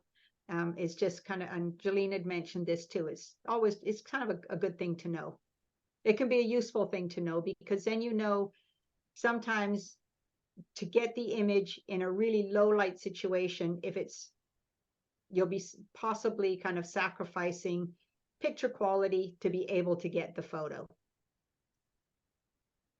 And this was just, I put this in here as an example of just what we learn along the way, right? So this was back from one of my very first workshops and film camera. But anyway, I was going to throw this photo away because I just didn't think it was anything particularly good because all the rocks in the background were blurry. And so when I showed it to the instructor, we had kind of this round robin printed photos and stuff. And he said, I really like what you've done. And the reason why is because he said you've captured sunrise light, which is on the front of the foliage here. And he said you've successfully blurred the background so that you've kind of simmered down a busy background. So I thought, you know, well, it's just, you never quite know what you may learn or pick up as a tip, or he surprised me more than once. And so that was just one situation where, you know, you may think that you have a photo that you're not sure about and someone will point out some good points in it, or you'll discover the good points yourself.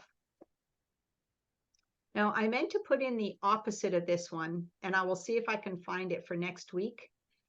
This was also from same instructor way back, one of my earliest workshops. And there was another photo exactly the same, except the flowers are in full bright sunshine. And in this image, we've used a reflector or diffuser to shield the sun and to basically create shade as if a cloud, say, had passed in front of the sun. And when we looked at these two photos, I preferred the other one because I thought, oh, it's nice and bright and shiny. But the instructor pointed out, yes, but look at all the detail that you can see in this one. So I will see if I can bring it up and find it and bring it up because, you know, and again, it's personal preference. But once he pointed that out to me, it was kind of like, oh, okay, I get what you're saying. It's kind of busy, you know, and all that kind of stuff. But if we're just looking at lighting, you can see all the detail in here, where the other one, there was shadows under here and highlights coming off these flowers. And then this one was also from the same early workshop. And again, this was another one the instructor commented on, because I was pretty proud of this photo. First of all, because it actually photoed the bird. And so this is when I learned about kind of the rules of third or guidelines of composition. When he explained, yes, but you did not, you could think of other places to put it rather than smack in the middle. So, again, we can have all these interesting learning experiences. And, so all this on the right-hand side, right, he would have suggested that I eliminate. And if you're not sure, like, you could look at one of your photos and, crop it on computer, or even hold a piece of paper over different parts of it and just see, oh yeah, that could look different if I maybe had excluded part of this side or part of that side or something, right? And the reason I would have excluded more of the right side is because the bird is looking to the left. All right. Okay, so there's just some examples for you. Okay, so next week we'll do a review, and I know I will probably put it in this same email, but I will do my best next week that if it is possible or easy for you to have a moving subject or have someone help you with a moving subject, like pouring something out of a bowl or a jug or something, so that you can take a photo with a faster shutter speed and a slower shutter speed. I will do my best to get to that for you so you can experience that. Or also, if you have an opportunity through the week and you want to play, we'll do an exercise on, even when you're in the manual mode, what can happen when you use your zoom lens and how that can affect your exposure in manual. And numbers on the lens. I'll explain, we'll go over what those are. And I'll give a quick show you on filters and a tripod. We'll do some review. And yes, and then with an email that's coming out, then if you have any pressing questions that we have not covered that you would like to make sure that we cover, please feel free to submit those to Jolene and CC me, or send them to me or Jolene, so we make sure to cover those. And then we'll end the evening with just a round table. If there's one takeaway from your 4 weeks together that you would like to share that has been helpful to you, fun, something that you've learned, we'll end the session with that. All right, so another great evening, everyone. Good job on the exercises and problem solving and figuring things out and just rattling off that aperture and f-stops and all those kind of good things. And does anyone have any pressing questions quickly before Jolene ends this for us? Just before you go, in your email, can you give us the title of your book, please? Sure. Thank you. All right, Karen, I will. I'll give you the title of the book and I'll link the page on my website. So if Awesome. any of you do wish to purchase it, shows you where it's available. Perfect. Thank you. You're welcome. I will do my best to actually get the email out in a timely fashion. Hopefully I don't get another bout of tonsillitis going. So yes, Jolene, I hope so too. All right, so I guess that is a wrap again. Great evening, everyone. You've done such a wonderful job, and hope you're having fun, and I look forward to seeing you next week, and have a wonderful week. All right, Thanks. good night, Bye. everyone. good night, everybody. Bye, Karen.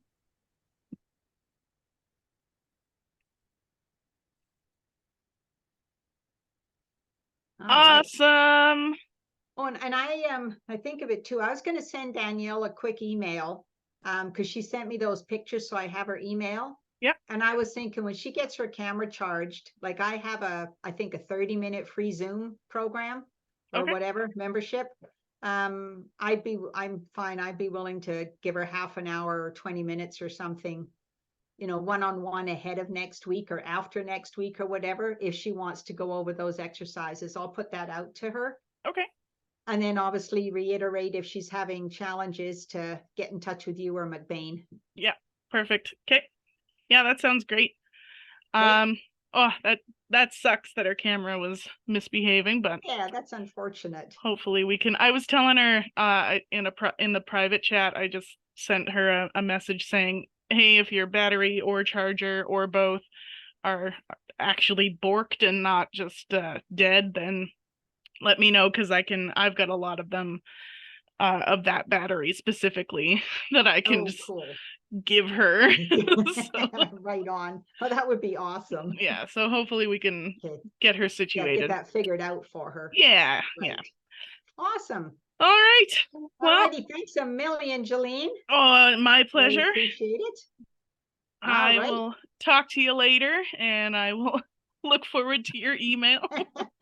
You betcha. I'm heading out to my acreage for the day tomorrow, but I do have most of it drafted. Okay. And I will do my best to get it to you probably Friday morning. Okay, perfect. Okay. All right. Sounds great. Have a great weekend. Rest You of your too. week. I will Thank chat you. with you later. Have fun out at your acreage. Awesome. Thank you, Jolene. Catch you later. Bye. Okay, bye-bye.